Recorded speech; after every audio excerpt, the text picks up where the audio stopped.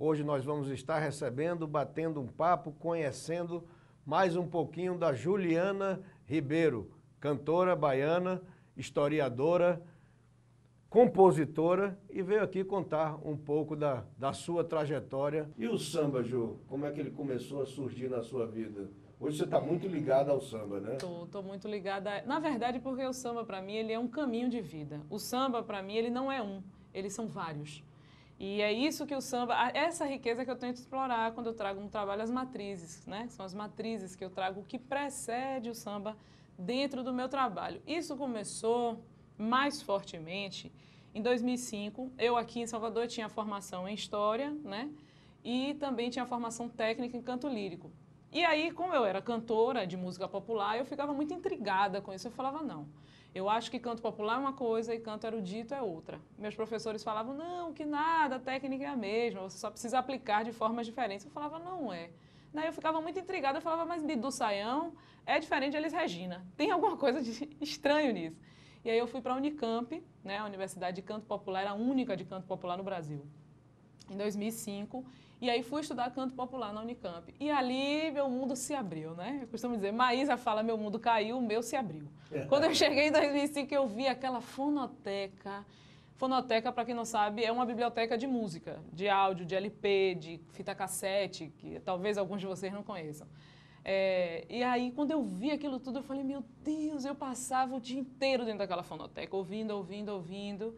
E aí eu descobri essas matrizes, entendeu, Márcio? Eu tinha uma ideia sobre samba. Mas foi a história do samba ou foi uma energia diferente de ouvido que lhe trouxe, que lhe aproximou mais ao som do samba? Foi a história do samba que lhe apaixonou ou foi a música do samba? Foi a música. Minha paixão é sempre a música, porque não vale a pena. Se ela não toca seu coração, ela não vale a pena. Eu parto desse pressuposto. Então, nessa pesquisa que eu estava fazendo na Unicamp, eu estava ouvindo muita coisa. E aí eu ouvi Isto é Bom, de Xisto Bahia, né? Que é um lundu, que é o bisavô do samba, né?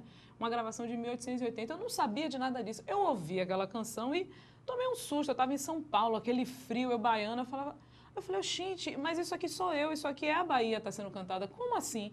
Aí eu fui procurar entender o que era aquilo. Eu falei, isso não é Bahia, isso não é Rio de Janeiro, isso não é São Paulo, isso é Brasil. Antes de ser qualquer coisa, isso é Brasil. Quer dizer, é o princípio da música popular brasileira com o lundu, que era uma música feita nas senzalas ainda. Aí eu me encantei com aquilo. E aí eu saí procurando, eu falei, gente, existia isso antes do samba? Aí eu descobri que existia machixe. Eu descobri que existia batuque. Aí eu descobri Clementina de Jesus, que ela traz tudo isso. Onde é a verdadeira raiz do samba? Nós estamos falando aí agora com o Brasil inteiro, inclusive com baianos e cariocas, que tem essa discussão, né? Sempre. Você que é uma historiadora, conta pra gente aí, onde foi que nasceu o samba aqui no Brasil? Isso daí a história mostra, na verdade, né? Não sou eu que está falando, é a história. No finalzinho do século XIX, 1890, 1880, até um pouquinho antes, tem uma população migrante que sai de Santo Amaro da Purificação, do Recôncavo Baiano. Essa população de negros que faziam música na zona rural e eles saem migrando para o Rio de Janeiro, que era a capital do Brasil na época, né? Em busca dessa liberdade, até porque eram negros forros, libertos. E no interior eles eram tratados como escravos. Então eles vão para o Rio de Janeiro em busca dessa liberdade efetiva, né? Já que existia a Carta de Alforria. E lá chegando eles criam uma colônia de negros dentro do Rio de Janeiro que é chamada de Pequena África, né? Por Roberto Moura, que é um escritor, etc., que descreve isso muito bem. E lá, onde era no Rio de Janeiro? Ali no bairro da Saúde, mais ou menos. Depois isso se expande um pouco para a Praça 11. A Cidade Nova também pega isso na época, que é quando vem o machixe também. E aí a coisa vai acontecendo assim. A cultura, ela vira, na verdade, uma forma de resistência.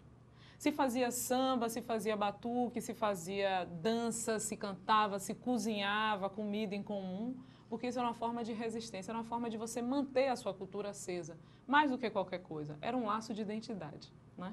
É por isso que ela se preserva, inclusive até hoje. É por isso que o samba está aí até hoje, porque ele tem um laço de identidade que faz sentido tanto no século XIX quanto hoje no século XXI. Esse samba característico da época era chamado de quê? Então, na época ele tinha vários nomes, ele ainda não era samba. Porque naquela época fazer um samba era se reunir, era uma manifestação cultural. Antes do samba ser um gênero musical, ele é uma manifestação cultural. Então, naquela época, se fazer um samba era igual a se fazer um pagode, era igual a se fazer um batuque, era igual a se fazer um samba, não importa a denominação. Era você reunir pessoas em torno de comida, bebida, dança e música. Era isso. Então, o que rolasse ali de ritmo, não importa, de expressão, no fundo da casa de Tia Seata, por exemplo, né, que é uma baiana que foi para o Rio de Janeiro e que ficou bem conhecida a casa dela, a casa de Tia Seata. No fundo da casa dela tinha capoeiragem, por exemplo. Na cozinha tinha um batuque. Na sala de estar, que era onde ela recebia os convidados, inclusive de fora da comunidade, onde tinha um chorinho, onde tinha um partido alto. Então, tudo isso acontecia ao mesmo tempo. E tudo isso era chamado genericamente de samba, de pagode. Vai ter um pagode ali na casa de Tia Seata hoje, vai ter um samba na casa... Tanto faz. O gênero musical, o samba enquanto gênero musical, ele vem já no final dos anos 20, 1920 e poucos, aí ele vem com as primeiras escolas de samba já no Rio de Janeiro, influenciadas por esse samba que sai da casa de Tia Seata, com certeza. Continue ligado aqui com a gente no conexãocomarciobrasil.com.br. A nossa entrevista na íntegra estará lá. Espero vocês lá, pessoal!